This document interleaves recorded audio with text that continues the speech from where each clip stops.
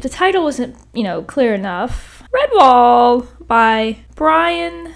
I know it's somewhat of a running gag about me and pronunciation, but I always assumed it was Jacques, because it's a French name, right? Jacques or Jacques, but apparently I went to his site and it had parentheses like Jakes, like it's pronounced Jakes. So if it's Brian Jakes or Brian Jacques, forgive me, but it's Redwall I want to talk about.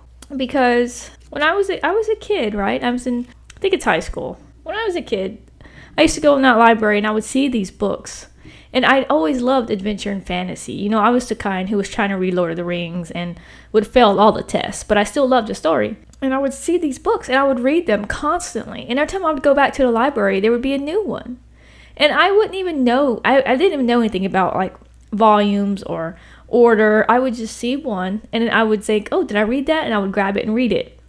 And I still don't remember any of it, okay? But I still knew, right now as an adult, I knew that eventually I wanted to go back and read all those books again, just to relive that memory. And I never reread books, okay? But it's always been in the back of my mind. I'm like, I have to reread this series. And I think part of me doesn't like to reread books because I don't want to, the first time you read it, you have this great feeling, you like it. But then I feel like the next time you read it, it's not going to be as good. You're going to have more critical thoughts. And I guess I didn't want to ruin that nostalgia feel about it. And yeah, I know, please ignore my background. I have nothing yet, okay? My room is smaller than a nursery. It's just going to have to do. Just ignore it. Look at the pretty book. All I can do is put up this tapestry I got out of a book box, which I actually love, and I still have no room on my walls to hang it. So anyway, poor Matthias is a little novice in this abbey, called Redwall, if you didn't figure that out yet.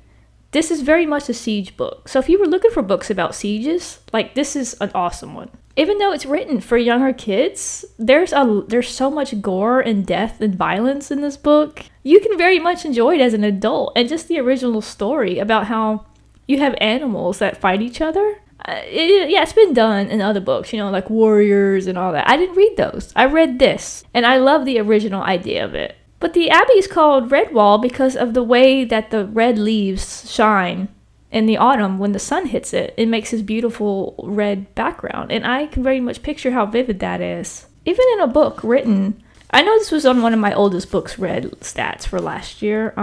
This was written in 1986. And I want to say it still holds up today. The writing is a bit dated, which I'll get to later, but so poor Matthias is a little novice abbot poor Matthias is a little novice abbot in the abbey. Say that 10 times drunk. Okay. And they have this huge tapestry of this hero they admire, Martin the mouse, and they admire him as a great warrior. And Matthias, he's young. He still dreams about going on adventures, like all young people do in these books. He wants to be a hero, like Martin, have his name in history books. But he's got to be an abbot.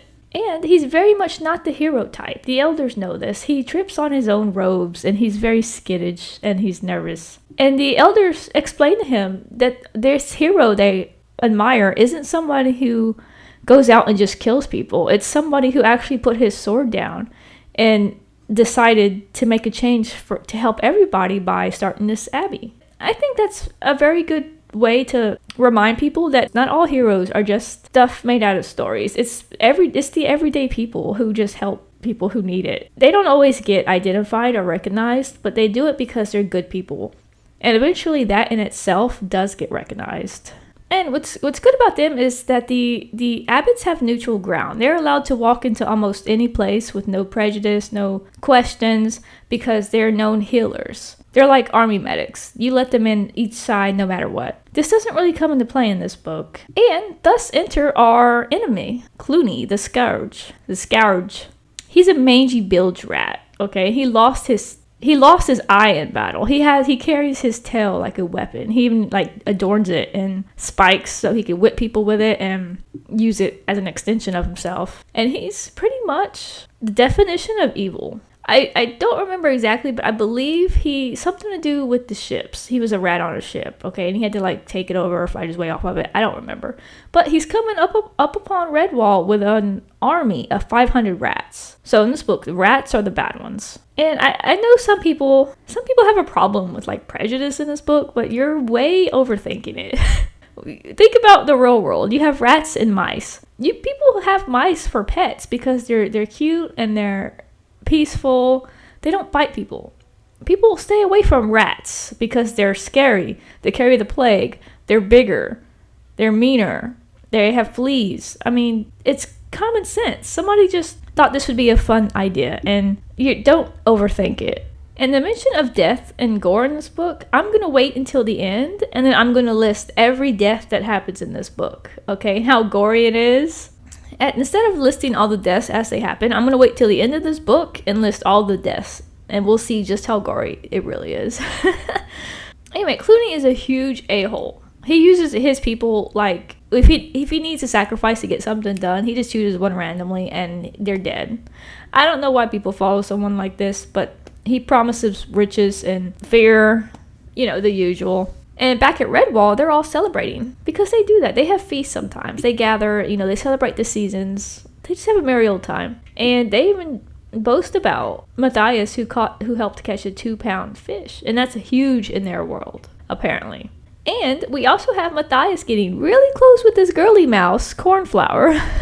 Clooney comes upon Redwall and he decides he wants it. And he makes this extremely hard on himself. He can just ignore these peaceful abbots and go about his way. But he does not do that. He's like, I want this abbey and I want it for myself because it's a great siege place. Like, that's cool and all, but logically as a warrior, like as a conqueror, as for himself, he just goes through and he takes everybody and he adds to his army. A siege is, you take it over, but you're stuck in that one place. For him, if he takes over that Redwall, then he has to stay there and manage it. Unless he decides to divide his army and do it that way. That doesn't fit his agenda, though. So why don't he just leave it alone and just keep conquering places he can conquer? But, villains will be villains. And he keeps having these dreams about Martin running and chasing him down, like just slaying him left and right. And this does unnerve him a little bit because he takes it as a sign. So he meets with them and he starts making demands. Matthias is actually excited for this kind of situation. I know that sounds strange, but him being a little young adult, he's like, oh, adventure finally. I get to go out and prove my worth. But he's not thinking about all the people that are going to get hurt in this situation. A lot of people are afraid. They start comparing him to Martin pretty quickly, actually. I don't know if it's just because he's the only mouse. We don't count Cornflower, but he's the mouse in the abbot. And he starts asking questions about it. Because he's really interested in this story. He thinks if we can recreate what Martin did, then it might save everyone. So he asks the gatekeeper what he knows, because he holds all the lore on the place. And he explains to Matthias how the sword had been lost a long time ago. Because it's buried with Martin, but nobody knows where. And that gives me some strong Excalibur and King Arthur vibes, which I adore. He mentioned one time that some sparrows said something about stealing something from the abbey. Clooney is still getting upset that Martin is plaguing his dreams. See what I did there? He orders this personal assassin, Shadow, to sneak in and just take care of the tapestry. He wants to demoralize the team because Martin is like this strong symbol for them. What strikes me odd is Redwall is starting their training like just about now. They're right that sticks aren't going to defend against swords, but in my personal opinion, they should have started training a long time to prepare just for some situation like this. I know they're meant to be peaceful creatures and that they do get neutral ground, but eventually there would be someone who would try something like this, and they should have been more ready. Matthias is pretty natural with his staff, though. An ash staff, should we say. I guess it's better than nothing. There's parts like this that I don't really like. It's like plot devices, or what do you call it? The machina. Where Matthias actually has a dream while he's sleeping. And he wakes up. He's woken up by this dream, and he just has a feeling that he should go look at the tapestry. And while he goes and does that, he runs into Shadow. And then a fight ensues there. I don't really like how they just kind of happened to make it happen upon each other, but I'll forgive it. While they're fighting, Shadow was knocked off the wall, and it like way up on the parapets we're talking about, and he landed down with a crunch.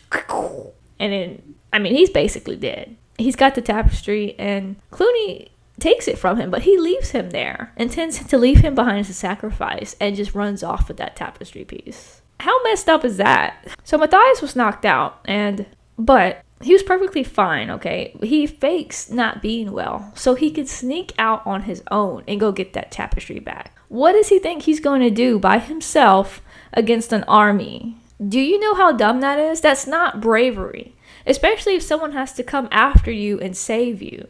By chance, while he's scouting the area, he meets this dingbat hare, Basil Stagg, who decides to help him out randomly by playing a distraction. But in the end, it didn't really matter because the place was empty anyway, so Matthias managed to sneak in. And it turned out he was more of an idiot than you would think because the army had already left to go attack Redwall again, with the tapestry hanging up like a flag. That's a good idea on their part because it creates a bit of defeat in the others. And he already would carry around a ferret skull on his staff just to scare people. And while Matthias is there anyway, he manages to run into this Vole family that Clooney had captured. You know, he heard them and he goes and frees them. And he gets kind of annoyed because they have this little baby who's like, help, help, help, help all the time. And Matthias thinks that's annoying, that he should man up, as we could say. And that's pretty rich coming from you who snuck out. All this side stuff seems unnecessary, but it's essential because he does come back with some allies that help. It also makes me wonder if as long as Redwall has been there and the surrounding people, they should have some kind of warning for something like this where they can go send help and the people around would come help. Again, I'm sure they never expected something like this. So Redwall is being harassed by Clooney and his army, who are trying to fight back with slings because Redwall is helling them with arrows because apparently the rats aren't very good at bow making. This was a random fact I never knew. So Matthias is fighting some of the leftover rats, whatever, and he gets kind of annoyed because the hare that was supposed to help him shows up late, and he even makes a joke about putting some tea on. I understand his frustration, but at the same time, it's not his Abbey. He didn't have to help Matthias, and he's choosing to help him. And this part here aggravates me. Okay, Matthias he's so worried about Redwall. He wants to go back help and fight with his friends. But then while he's running through the forest, he hears a stream that distracts him. He thinks, oh wait, yeah, I'm kind of thirsty actually. And he goes and takes his sip out of the stream.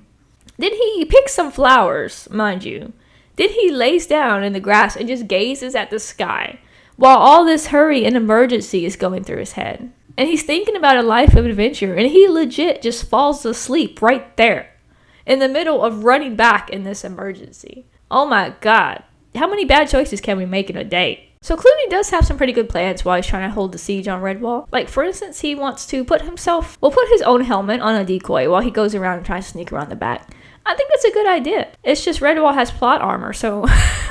And his own people are all lowlives, okay? Like, Cheese Thief is jealous of Scrag the Weasel. And everyone is actually afraid of Constance the Badger. She's the biggest one there, and she's huge, and she's terrifying to all of them. Anyway, back to Matthias. Okay, he does feel bad, but he feels bad because on his way back, he gets lost, and it's dark, and he's scared of the dark. And he feels like a warrior shouldn't be thinking that it's kind of creepy out here. In reality, most people have those kind of feelings, especially when they're alone in the dark, somewhere you don't know. It's going to be a little nervous. Something else I didn't like, while Clooney and his crew are trying to climb in on the other side and sneak in, which actually was a good idea. The gatekeeper just happened to see them trying to climb over on the trees, and he pointed it out. I'm sorry, but that chance is like 0 to 3%. I don't know if it was maybe the only tree in the area and he looked that way and saw them in it, but no. But Clooney doesn't trust his own people because he rules them with fear. It's harder to do than kindness because they're always going to plot behind your back and they're going to wait for opportunity, or they're not going to do anything unless you give it to them. What's really cool is there's a riddle like for Martin's sword or his resting place or whatever, and that they're supposed to figure out. And I saw that as like, oh yeah, now we get an adventure time finally. We get to leave the Abbey and go on an adventure. But actually, they end up solving it pretty quickly. That's it. That was a bit disappointing. I want to say less than a couple of pages, they actually do solve it. Like, all within a chapter, they solve it. And even more so, Matthias's name is in it. Like, his name is in the riddle. And I'm just like, why? I don't like that. They should make it general and not just geared toward Matthias. Like, this is the epitome of a chosen one. Meanwhile, Clooney needs some healing done, and he calls upon this fox, Sela. And he knows that they're crafty, wily creatures, as they are, but he needs her. She flatters with her words as she's tricky. You know, they're silver tongues. So they chase the poem around and around throughout the Abbey. Underground, letters that are spelled backwards, there's riddles with the moon phases and bouncing light. But remember, all this is done in less than a chapter.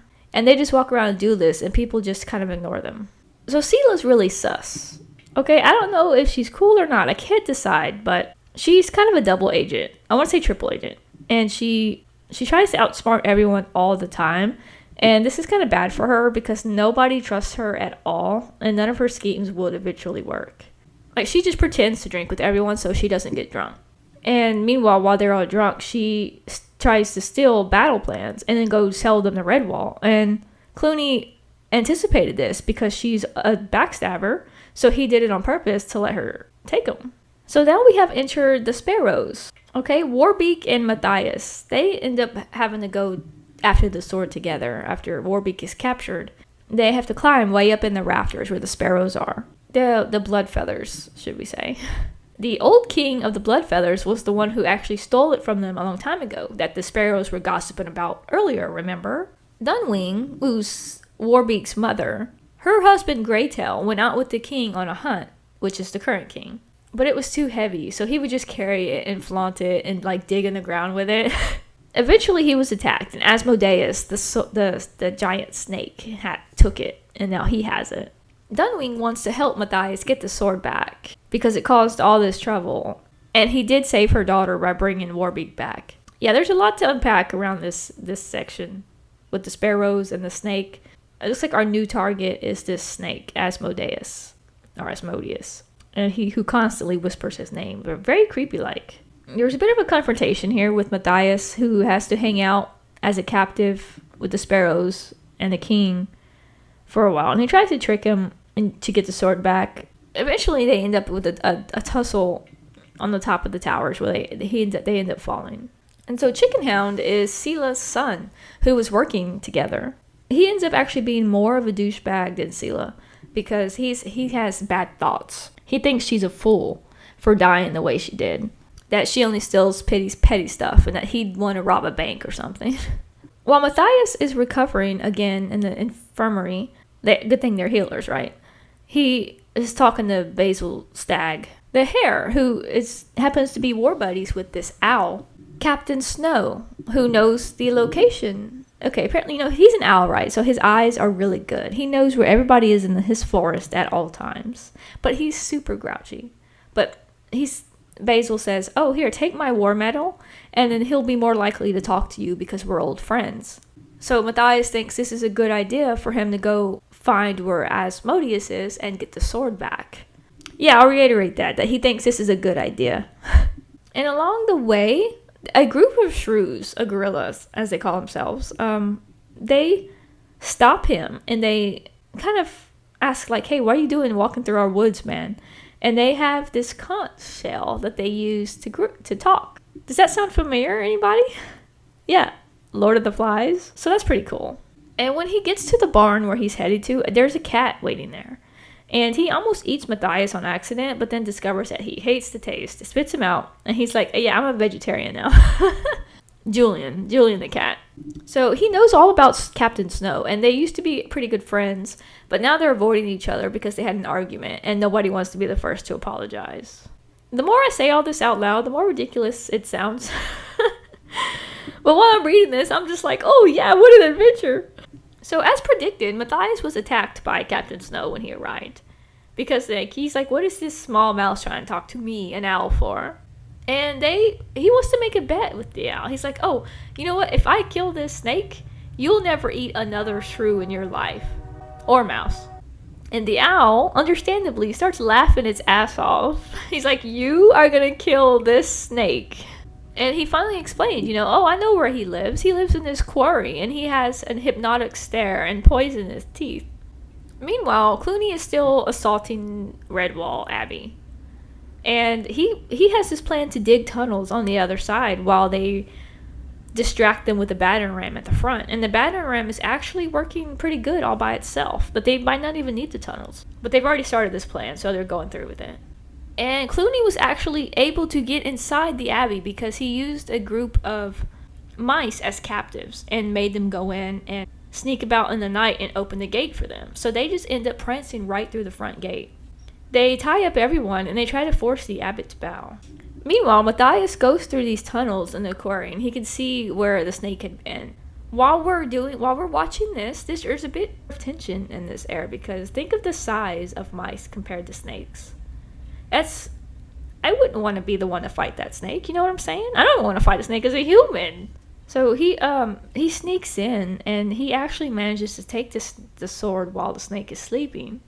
But of course, the snake wakes up, and there's a huge chase that ensues. And the snake is chasing them through these tight tunnels.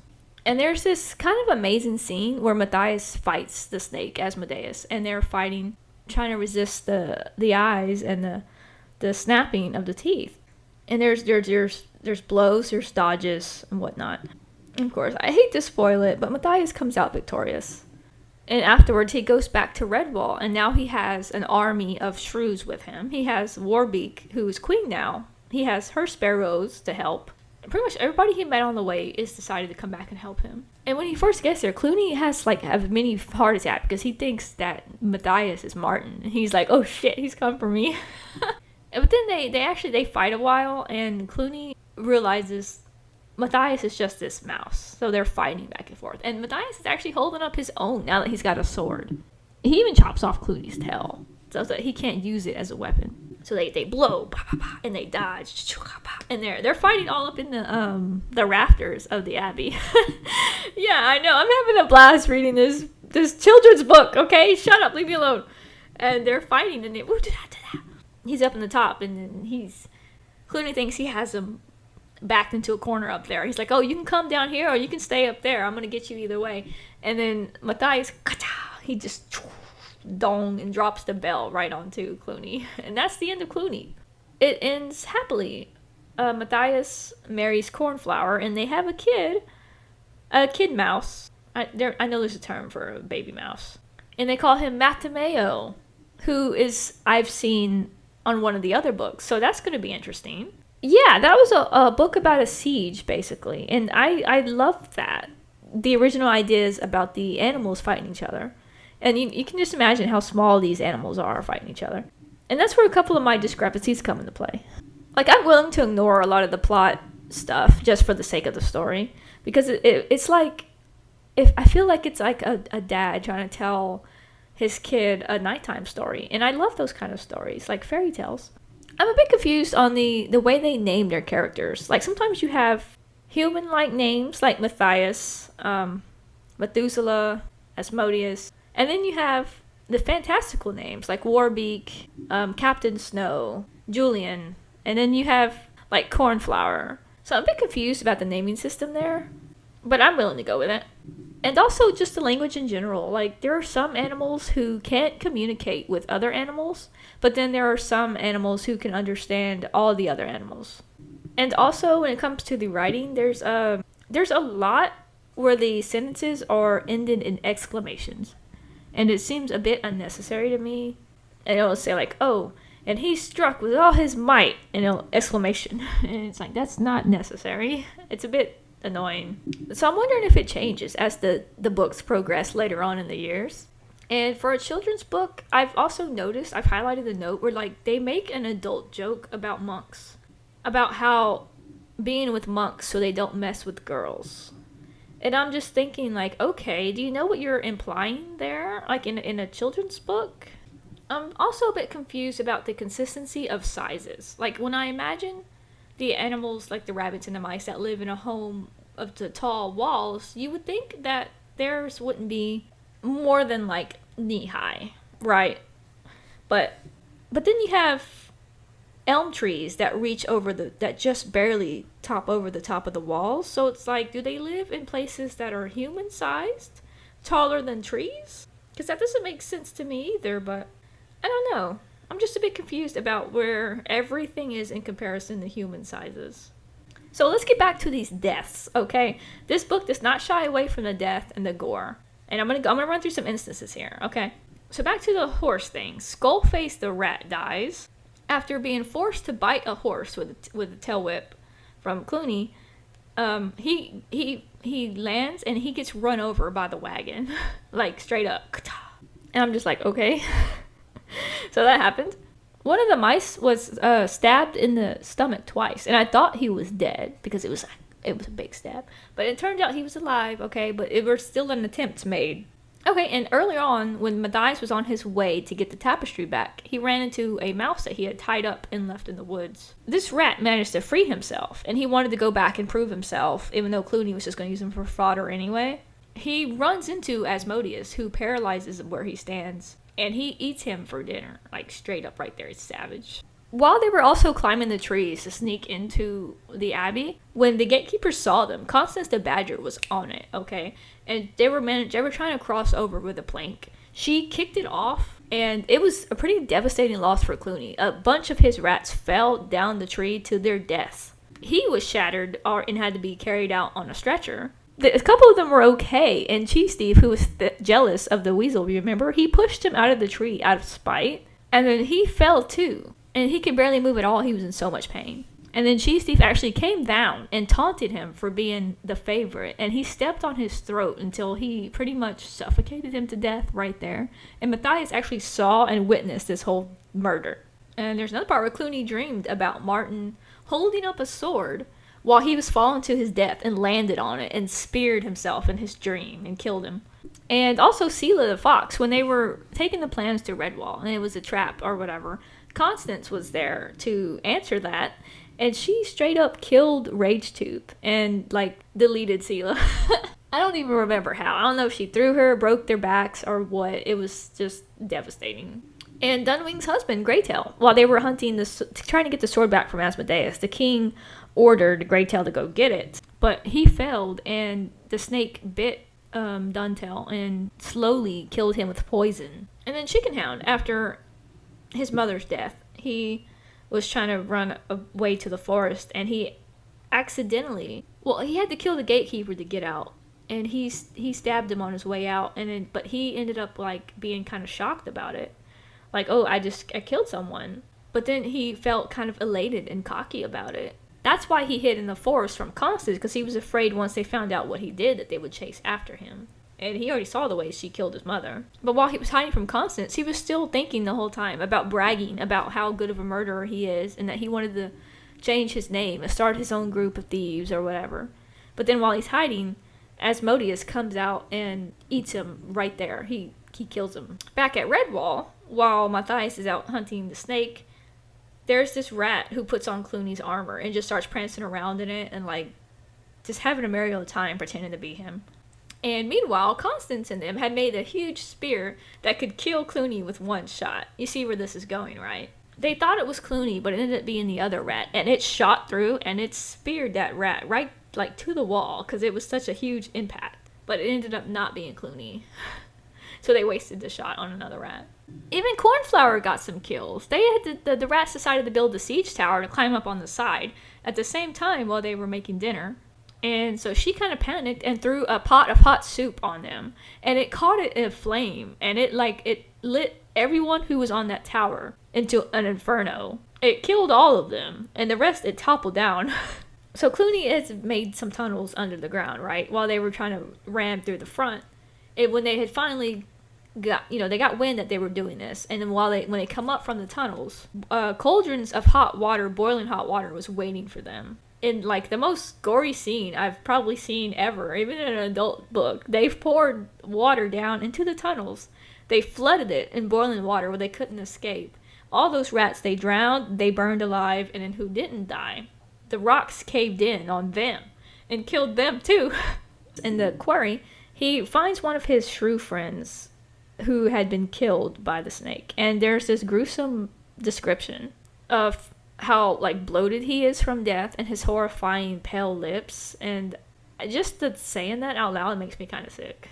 Oh, and of course, while Matthias was fighting Asmodeus, after the blows and the dodges, he managed to cut the snake's head off with his sword in an awesome, gruesome way.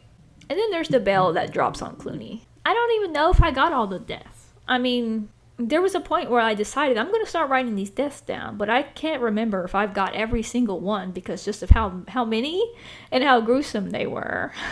That was my fun review of Redwall here. The Legend Begins. Number 1.